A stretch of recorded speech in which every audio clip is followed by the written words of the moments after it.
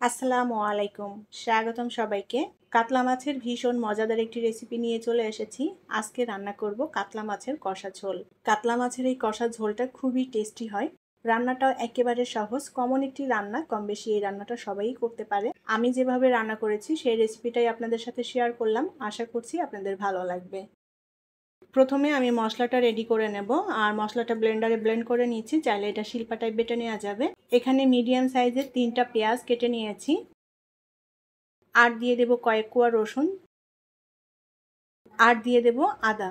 আদা এবং রসুন যে পরিমাণে নিয়েছি 1 চা চামচ হবে। কাঁচামরিচ দিয়ে দেব 6-7টা, আর দিয়ে দেব শুকনো মরিচ। শুকনো মরিচ এখানে নিয়েছি 4টা। মরিচটা টেস্ট অনুযায়ী অ্যাড করতে হবে, একটু ঝালঝাল করে রান্না করব আমি। 1 চা চামচ পরিমাণ নিয়েছি সরিষা, আর দিয়ে দেব কয়েকটা গোলমরিচ। এখানে 10-12টার মতো গোলমরিচ আছে। আস্ত জিরা দিয়ে দেব 1.5 চা চামচ পরিমাণ। আর এখানে নিয়েছি হলুদ 1/2 চা চামচ পরিমাণ, লবণ নিয়েছি স্বাদ মতো। লবণ হলুদটা একবারেই দিয়ে দিলাম। এখন অল্প করে পানি দিয়ে দেব।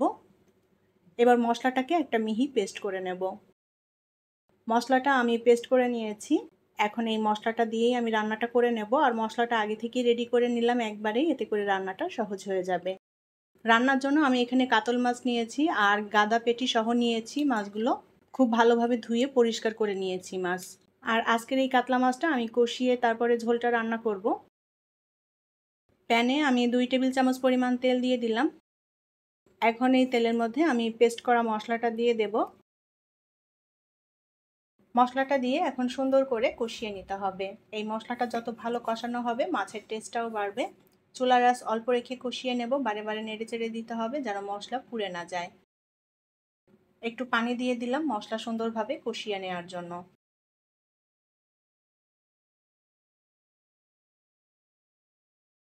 অল্প আঁচে নেড়ে চেড়ে আমি মশলাটা সুন্দর করে কষিয়ে নিয়েছি। মশলার উপরে তেলটাও ভেসে উঠেছে। এখন এই মশলার মধ্যে আমি মাছগুলো দিয়ে দেব। মাছগুলো দিয়ে উল্টাপাল্টা করে নেড়ে চেড়ে কষিয়ে নেব। কাতলা মাছটা এভাবে মশলার সাথে কষিয়ে রান্না করলে খুবই টেস্টি হয়। তাছাড়া যারা কাঁচা মাছ খেতে পারেন না তারা চাইলে হালকা ভেজে নিতে পারেন। অল্প আঁচে মাছগুলো এখন কষিয়ে নেব, আর একটু নেড়ে চেড়ে দিতে হবে উল্টাপাল্টা করে, যাতে দুপাশটায় সুন্দর মতো সেদ্ধ হয়ে যায় মাছগুলো।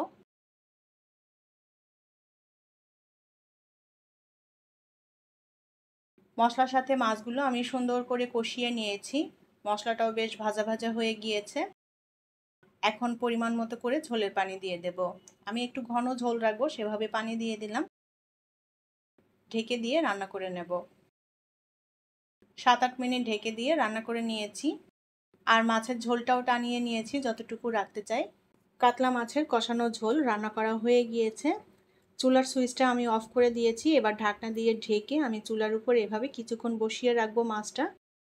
7-8 মিনিট এভাবে ঢেকে দিয়ে আমি চুলার উপর বসিয়ে রেখেছিলাম। কাতলা মাছের কষানো ঝোল রান্না করা হয়ে গিয়েছে। এখন নামিয়ে নিয়ে পরিবেশন করব। তৈরি হয়ে গেল দারুণ মজাদার কাতলা মাছের কষানো ঝোল। ভাতের সাথে খেতে ভীষণই ভালো লাগবে। আর খুবই সহজভাবে আজকের রান্নাটা আপনাদের সাথে শেয়ার করেছি। আশা করছি আপনাদের ভালো লেগেছে। আমার রেসিপিগুলো যদি আপনাদের কাছে ভালো লেগে থাকে তাহলে প্লিজ লাইক, কমেন্ট এবং শেয়ার করবেন। পরবর্তী রেসিপি দেখার আমন্ত্রণ জানিয়ে আজকের মতো বিদায় নিচ্ছি। সবাই অনেক অনেক ভালো থাকবেন। আল্লাহ হাফেজ।